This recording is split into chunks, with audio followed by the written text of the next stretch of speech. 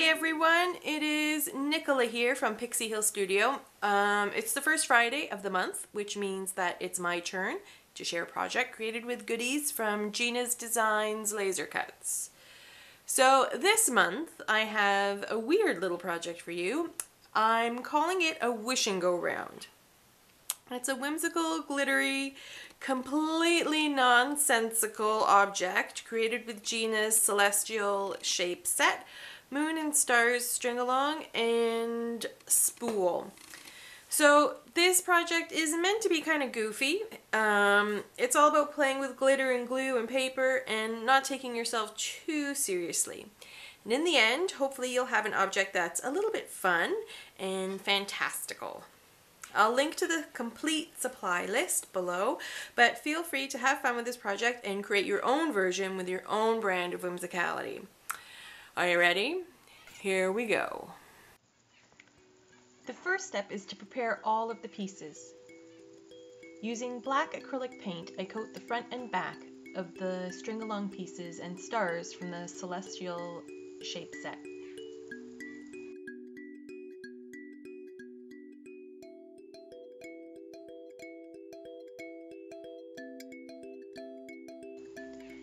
You might find it helpful to allow the pieces to dry on wax paper. This prevents the pieces from sticking and tearing while they dry.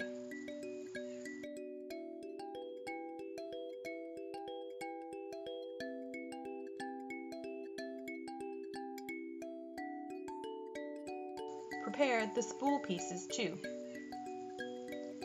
Preparing the pieces like this isn't essential, but it's good practice and will help to camouflage any small mistakes or mismeasurements.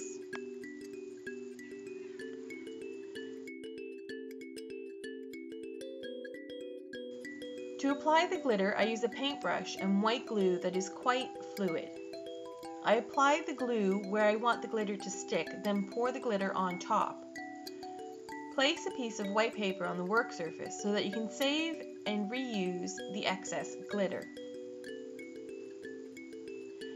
I've used two shades of glitter here, silver and gold, to give a bit of variation.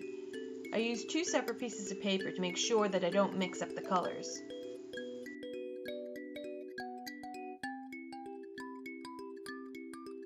I covered the stars that I prepared also.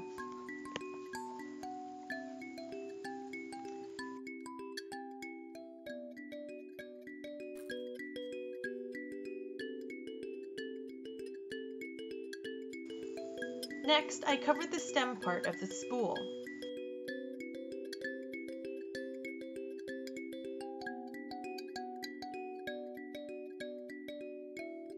I'm using a paper by Authentique, but you can use any dark blue paper.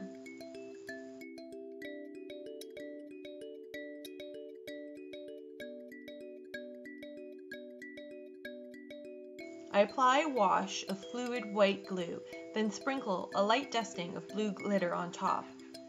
I'm using 3 different shades of blue ultra-fine glitter. I work quickly and in sections.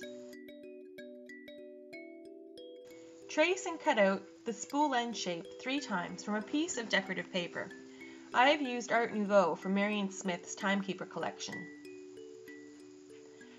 Apply the circles you've just cut to the spool ends. One spool end will have both sides covered. This will be your bottom piece. The other spool end will have just one side covered, and this will be your top piece. The blank side will face upward and will be covered later. I sand the edges and then ink them, giving a great smooth finish to the pieces.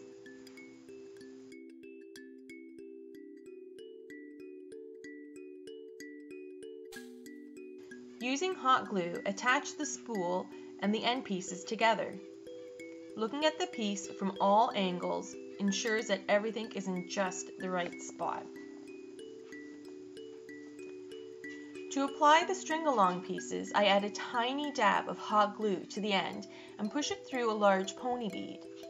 Then you can apply the pony bead end to the ceiling of your merry-go-round. This makes things a little more sturdy and helps to keep things in place. You may need to trim some of your string-along pieces. Just give them a snip and keep in mind that you'll want the end to fit inside of the bead.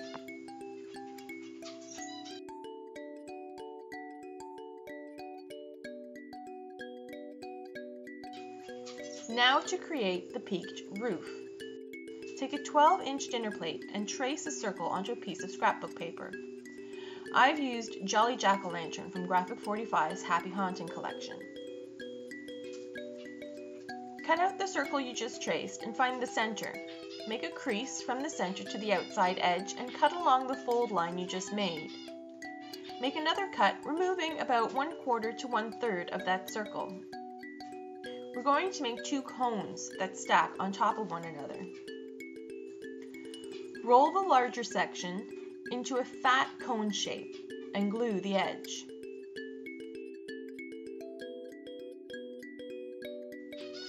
Roll the smaller section into a skinny cone shape and glue that too. Trim any uneven edges, then glue the skinny cone on top of the wide one.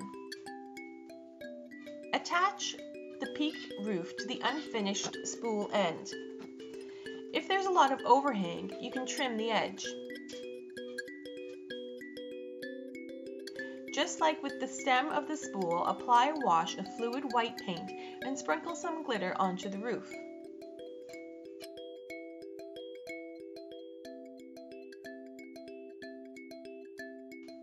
Next, apply some gold Dresden trim to the edge of the roof.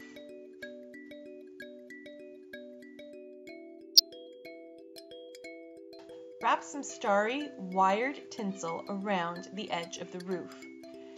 You can use the glittery stars that you prepared earlier to help it stay in place.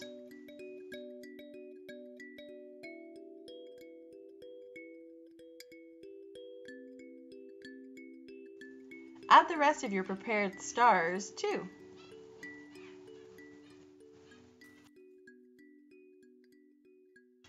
For a little bit of lift, I'm adding some feet. I'm using some wooden stands intended for peg dolls. Prepare them by painting them black.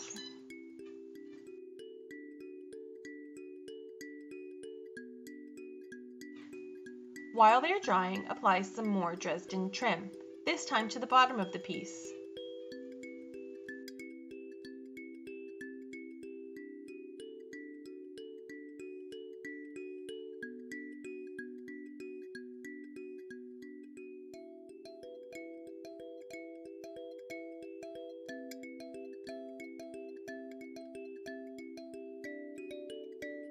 When the feet have dried, attach them to the base.